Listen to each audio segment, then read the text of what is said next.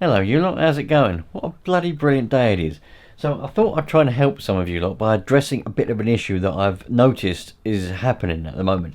Because Nitro's going through another, I'm going to call it a boom. I don't really like it when people say that, a boom.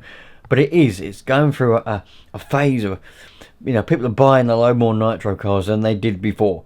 People are discovering Nitro, people are getting back into the hobby of Nitro. They're realising, I've had many people say to me that electric just got boring, I'm going back to Nitro. And I've had other people say, I want to get into this hobby of radio controlled cars, but I just think that Nitro seems to be more fun than electric. So that's brilliant. Also, I was watching today, HPI were launching their new range of Savages, and they're nothing short of phenomenal, I'll tell you that now. Anyway, back to the point. A lot of people have been contacting me saying that they can't get the kill switch to work on their Nitro car. Some people call it a kill switch. I had to explain to a few people that it's not the same as a petrol. Some people have bought a petrol kill switch and tried to install it on their Nitro cars. And other people have got a failsafe is what it is, and they've not been able to get it to work. So I'm going to do my best to help you and address this issue. Because it's always been an issue, because you don't know.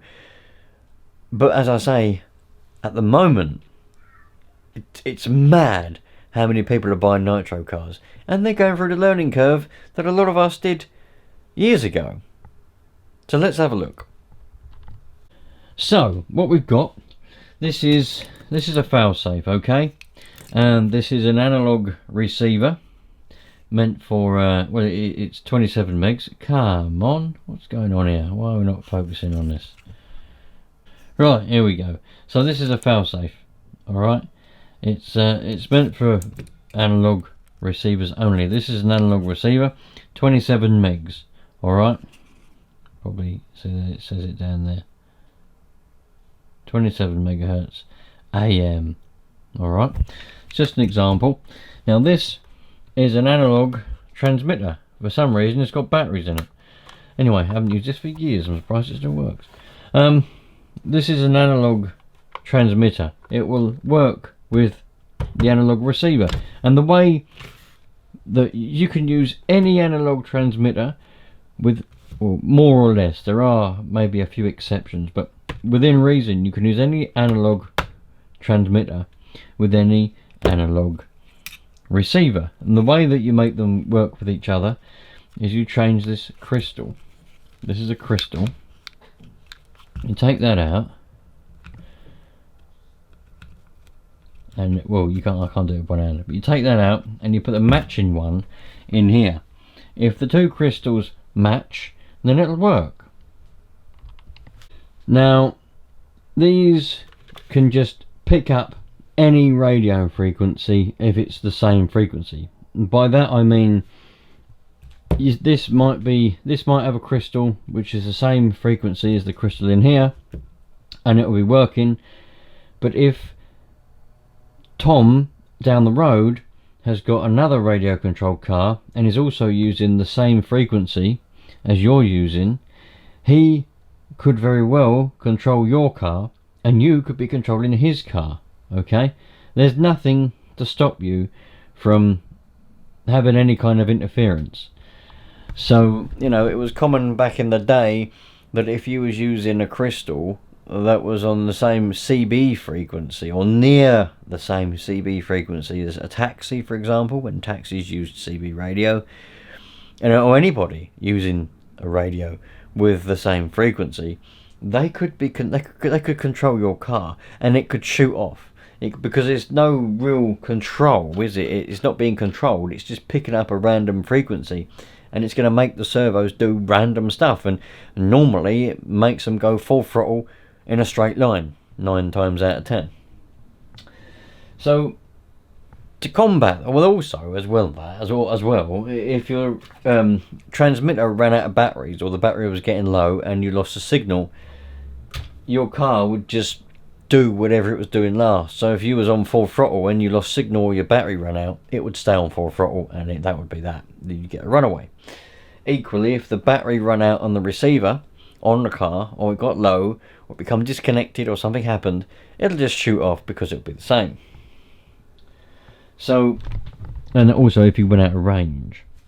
So to combat that, they invented a failsafe.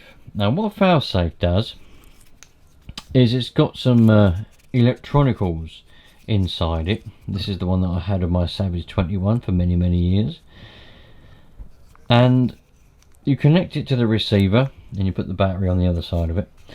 Now if it detects that there's a signal being picked up which is in addition to the one that you're already using, yeah, so you switch on your transmitter, you switch on your receiver, it connects, and this detects that it's connected, and if another signal is nearby which is the same frequency as your one, it puts a little red light on, the little dangerous light, which we're never going to see again. Puts that little dangerous light on, and it stops. It puts the brakes on for you and doesn't let you do anything. Yeah, so it stops you from having a runaway from another signal. And also if it's got voltage protection in it, so if your batteries in your receiver get too low, it'll just put the red light on, put the brakes on. That's that. You can't do anything. Nobody can do anything. It puts the brakes on, stops it. That's that. If you lose signal, it puts the brakes on, stops it. That's that. If the batteries run out in your transmitter, it puts the brakes on, it stops it. That's that. Now, for years with this analog stuff, you had to buy a separate failsafe. They didn't have them built into the transmitters or the receivers. The transmitters and receivers are literally just radios. They just transmit a radio signal with a little bit of a, I don't really know how they do it, but like a command, you know, if you're steering it, transmits that sort of signal, throttle and etc, etc. To be honest, although I am a licensed radio broadcaster, I don't really know how it splits up the different commands in the signals to tell the receiver what to pick up and what to do. I don't really know how that works. I've never really delved into it all that much. Maybe I will do one day. Anyway, then they invented 2.4 gigahertz, and that's on the 2.4 gigahertz band, obviously. Now this is a lot more digital. So what it does is it's got built-in failsafes. It's got built-in failsafe and built-in voltage protection, so you don't have to add one of these in because it's all built into the transmitter and the receiver. If the battery gets low, it'll turn off, the same as this would make it turn off. If you pick up, well, you shouldn't pick up another signal because in the 2.4 gigahertz electronicals, it switches. So you're gonna, I don't know the exact bandwidths off the top of my head, but the 2.4 gigahertz band is used by many things, Bluetooth and many things, which is why 2.4 gigahertz radios interferes with my bloody microphones that I use when I'm out and about. It interferes with them because they're both on the same band. But the thing is, whereas with analog, you're stuck with this one frequency. The one crystal that you put in is the frequency you're on. If you want to change frequency, you have to change crystals on the receiver and the transmitter. But with the 2.4 gigahertz, you don't change it. Maybe the high-end ones have the ability for you to select what frequency within the 2.4 gig band that you want to use. I don't know. But they change it for you. So if you switch it on, it just picks a random frequency, and the receiver obviously knows that, and they work together in harmony. But if you're out and about with a mate who also has 2.4 gigs, he switches his one on. If they happen to be on or near the same frequency, your transmitter and receiver automatically changes to a different frequency. Automatically, without you even knowing. And it's probably doing that fairly often while you're using it. You just don't know because it's doing it seamlessly. It's fairly good technology, really, and it is a good invention. I wasn't against 2.4 gigs for years. I'm the sort of person, I do get stuck in ways, but I just like what works.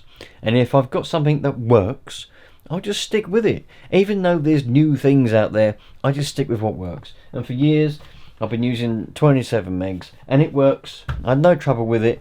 Didn't see a need to spend any money and upgrade or change to 2.4 gigs. Nowadays, I have got 2.4 gigs because I bought a Futaba receiver and transmitter and receiver, loads of them, and they're really good. So yeah, you don't need a failsafe if you've got 2.4 gigs. If you try to use one, you can get yourself in a bit of a pickle. Now, if you try and use 2.4 gigahertz with a failsafe, well, it may work, but the thing is, I don't really know how to explain other than they'll kind of fight against each other, because they, you know, this is a 2.4 gigs receiver up here, and so is that one there. Now, this has got a failsafe built in, so if you're adding another one, they're going to kind of work against each other, and you'll never get them to work reliably. Some people say that they've got 2.4 gigahertz and they've also got a failsafe put in and they have no trouble. Maybe, I don't know. I never tried it for any reason until, I don't know, a year or so ago, when it was a similar thing to what I'm discussing with you now. And I thought, I'm going to try it to see what happens. Now, what I found was, it just wouldn't work. It was just willy-nilly. It was like a computer that, you know, if you plug the wrong things in the wrong plugs on a computer, it gets all confused and nothing works, and your keyboard makes the mouse move and all this other stuff. Same sort of thing. It was just going willy-nilly, didn't really do a lot. Failsafe certainly didn't work. Throttle didn't work. Brake didn't work. I think it steered. But yeah, so you won't get it to work. The other thing is, the failsafe on 2.4 gigs or on analog has nothing to do with the engine. So it isn't a kill switch. Some of you seem to think, I think what you do is you watch my videos and for some reason, maybe the tick over is too low on one of the cars or something like that, and I've just sort of pressed the brakes or done something and the engine's turned off, and you think that I've got a kill switch. That's impossible. There is no kill switch on a Nitro car.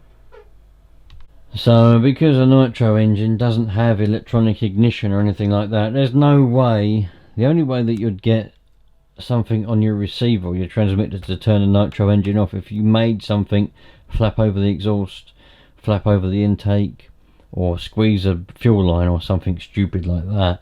It's the only way that I can think that you'd get it to turn off. Or maybe if you made something hit on the flywheel,